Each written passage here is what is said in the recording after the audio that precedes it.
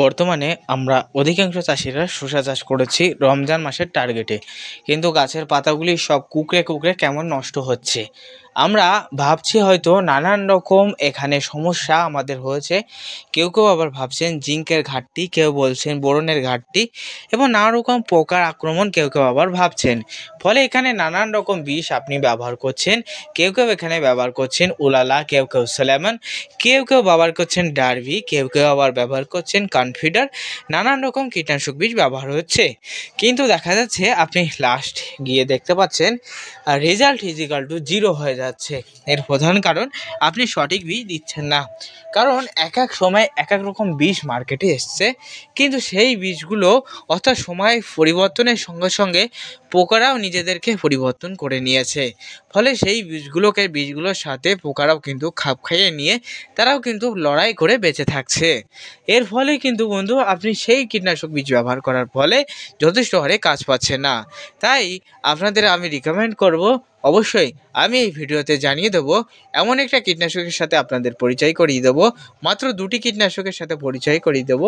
দুটির মধ্যে যে কোনো একটি যদি আপনি 10 লিটারে মিনিমাম 15 ml জলে গুলে গাছে স্প্রে করতে পারেন, আপনি দেখতে পাবেন এক সপ্তাহের ভিতরে আপনার জমিতে কোনো রকম থ্রিপস এবং শোষী পোকা নেই।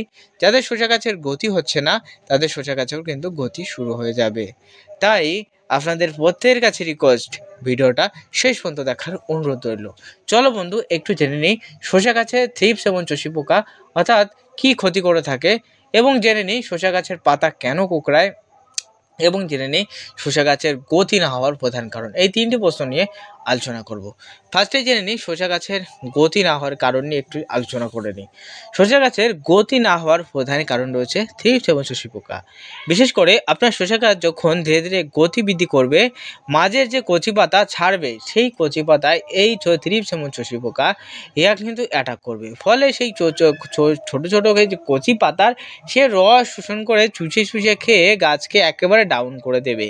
আপনি গাছের গোড়ায় নানা রকম কীটনাশক বিষ, নানা রকম ওষুধ ছড়াচ্ছেন বা নানা রকম সার ছড়াচ্ছেন, কিন্তু সেগুলো খাচ্ছে, কিন্তু সেই থ্রিপস এবং শোষী পোকা সব চুষে নষ্ট করে দিচ্ছে। গাছে যথেষ্ট হারে বৃদ্ধি হচ্ছে না। তাই আপনাদের আমি বারে বারে রিকমেন্ড করব, বারে বারে বলবো যে আপনি অবশ্যই থ্রিপস এবং শোষী পোকাকে আগে মেরে তারপরে গাছের গোড়ায় কেজি কেজি রাসায়নিক সার ঢালুন, কাজ পাবেন, না হলে কাজ পাবেন না। এই একটা ব্যাপার। 2 নম্বরে আমি আপনাদের রিকমেন্ড করব যে যারা বলছেন দাদা আমাদের পাতাগুলি কুঁকড়ে যাচ্ছে, এর প্রধান কারণ কি? এর প্রধান কারণ হলো থ্রিপস এবং শোষী পোকা এবং সেই সঙ্গে সঙ্গে সাদামাছির আক্রমণ। এই সাদামাছি এবং থ্রিপস এবং শোষী পোকা ইহা দুটোই কিন্তু পাতার রস শোষণ করে খায়। বিশেষ করে শোষী পোকা ইহা ছোট পাতার রস শোষণ করে এবং সাদামাছি ইহা বড় পাতার রস শোষণ করে। ফলে আপনার গাছে যথেষ্ট হারে গতি আপনি বৃদ্ধি পান না। এই একটা ব্যাপার আপনি নিজেই খেয়াল করেন বা দেখেন। তাই আপনাকে অবশ্যই থ্রিপস এবং শোষী পোকার বীজ দিতে হবে। এর ফলে শসা গাছের পাতাগুলি কুঁকড়ে যাচ্ছে। আর শেষে আমি আরেকটা কথা বলেছিলাম যে এই থ্রিপস এবং শোষী পোকা কী ক্ষতি করে। তোমরা তাহলে বুঝতে পারলে থ্রিপস এবং শোষী পোকা কী ক্ষতি করে থাকে। শসা গাছের পাতাকে কুঁকড়ে নষ্ট করে, গাছের গোড়ায় রাসায়নিক সার ঢেলেও কাজ হয় না। ঠিক আছে, এজন্য আমাদের কী ব্যবহার করতে হবে? এজন্য আমাদের কীটনাশক বিষ ব্যবহার করতে হবে।